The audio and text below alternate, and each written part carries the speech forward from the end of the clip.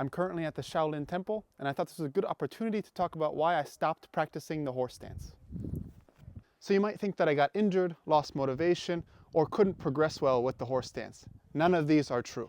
The horse stance is an excellent exercise to develop endurance, mobility. It's a physical and mental task. It's something that I recommend to a lot of people. With all of these benefits, it's easy to put the horse stance as the exercise, and we want to be very careful of doing so. It's a great one, but it's not the holy grail. It's no secret that the most popular videos on this channel are for some reason around the horse stance.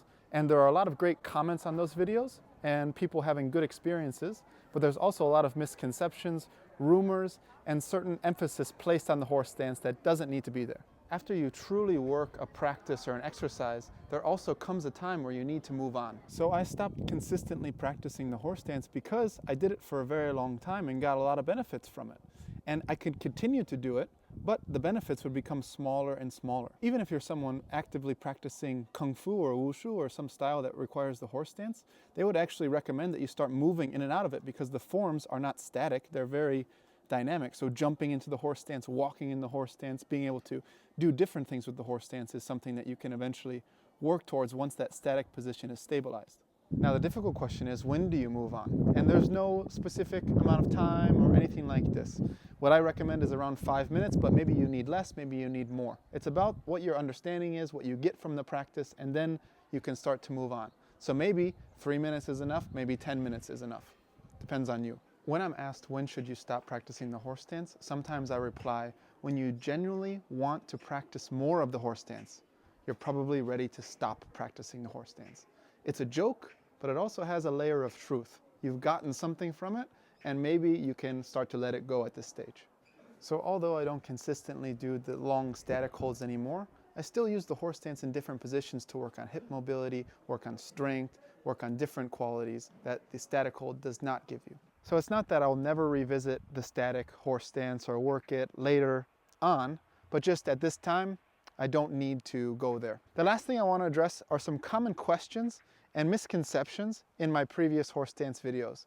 So the first one was, you get into the position, but you can't get low enough. Either you're here, or you just can't get the hips and the knees in one line, or you get down here, but then you end up leaning far forward.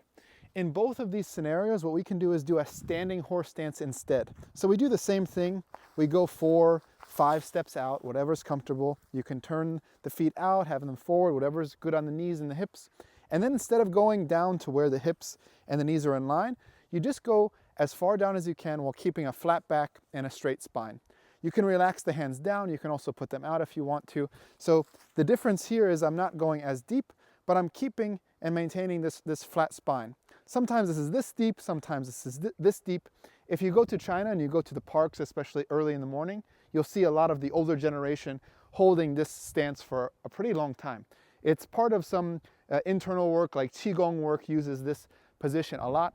It is different than the traditional horse stance in my previous videos, but it's also a great starting point. So if you can't get low or you end up leaning far forward, you can use this as not a regression, just a different position, and then you can slowly get deeper and deeper. The second question comes from the pelvis. Some people say you have to have this anterior pelvic tilt where the butt sticks out. Some people say you have to have the posterior pelvic tilt. In my video, I recommended this or a more neutral position because we're working for long duration holds in the static position. But there's no right or wrong. If you maybe want to work a little bit more on mobility, maybe this anterior pelvic tilt is a better position. But if you're working for long static holds, maybe this neutral position or slight posterior pelvic tilt is a better position for you. So it's not right or wrong, it's what are you using the horse stance for? And the third one goes with the feet positioning. So in my video, I said you can have them pointed forwards or pointed out. And now there are some schools, teachers, masters that are very strict about the foot positioning. But when you go to different disciplines, different schools, different teachers, they all teach it differently. The reason I said you can do both is because oftentimes when you do the horse stance like this, if you have some issues with the knee or the hip, this can create pain here.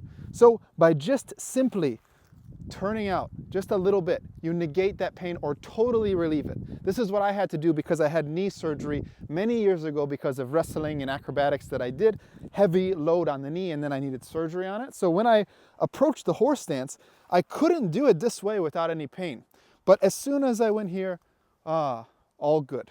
So I don't think it's a smart idea to say, you must have it this way, you must have it this way. You need to be based on the individual.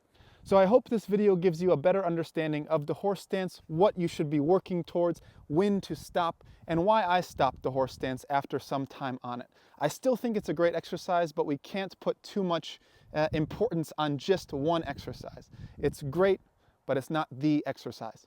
Thank you for watching. Any questions, any comments, just leave them down below in the comment section, and that's the session.